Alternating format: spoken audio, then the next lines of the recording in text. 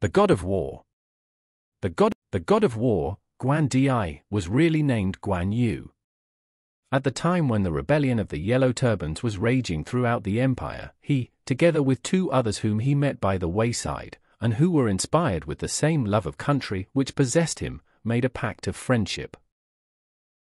One of the two was Liu Bei, afterward emperor, the other was named Zhang Fe. The three met in a peach orchard and swore to be brothers one to the other, although they were of different families. They sacrificed a white steed and vowed to be true to each other to the death. Guan Yu was faithful, honest, upright and brave beyond all measure. He loved to read Confucius's Annals of Lu, which tell of the rise and fall of empires. He aided his friend Liu Bei to subdue the Yellow Turbans and to conquer the land of the Four Rivers. The horse he rode was known as the Red Hare, and could run 1,000 miles in a day. Guan Yu had a knife shaped like a half-moon which was called the Green Dragon.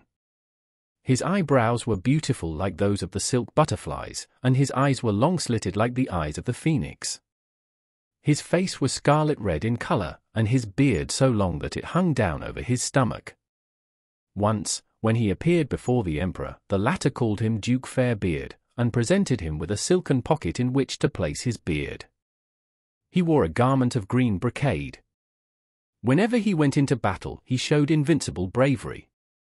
Whether he were opposed by 1,000 armies or by 10,000 horsemen, he attacked them as though they were merely air. Once the evil Cao Cao had incited the enemies of his master, the emperor, to take the city by treachery. When Guan Yu heard of it, he hastened up with an army to relieve the town. But he fell into an ambush, and, together with his son, was brought a captive to the capital of the enemy's land. The prince of that country would have been glad to have had him go over to his side, but Guan Yu swore that he would not yield to death himself. Thereupon father and son were slain. When he was dead, his horse Red Hare ceased to eat and died.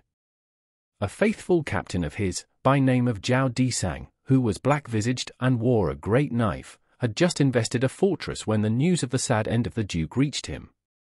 And he, as well as other faithful followers, would not survive their master, and perished. At the time a monk, who was an old compatriot and acquaintance of Duke Guan, was living in the hills of the Jade Fountains. He used to walk at night in the moonlight. Suddenly he heard a loud voice cry down out of the air, "I want my head back again." The monk looked up and saw Duke Guan, sword in hand, seated on his horse, just as he appeared while living. And at his right and left hand, shadowy figures in the clouds, stood his son Guan Ping and his captain, Zhao Disang. The monk folded his hands and said, "While you lived you were upright and faithful, and in death you have become a wise god, and yet you do not understand fate. If you insist on having your head back again, to whom shall the many thousands of your enemies who lost their lives through you appeal, in order to have life restored to them?" When he heard this, the Duke Guan bowed and disappeared. Since that time he has been without interruption spiritually active. Whenever a new dynasty is founded, his holy form may be seen. For this reason temples and sacrifices have been instituted for him, and he has been made one of the gods of the empire. Like Confucius, he received the great sacrifice of oxen, sheep and pigs. His rank increases with the passing of centuries. First, he was worshipped as Prince Guan, later as King Guan, and then as the great god who conquers the demons. The last dynasty, finally, worships him as the great, divine helper of the heavens. He is also called the god of war, and is a strong deliverer in all need when men are plagued by devils and foxes. Together with Confucius, the master of peace, he is often worshipped as the master of war.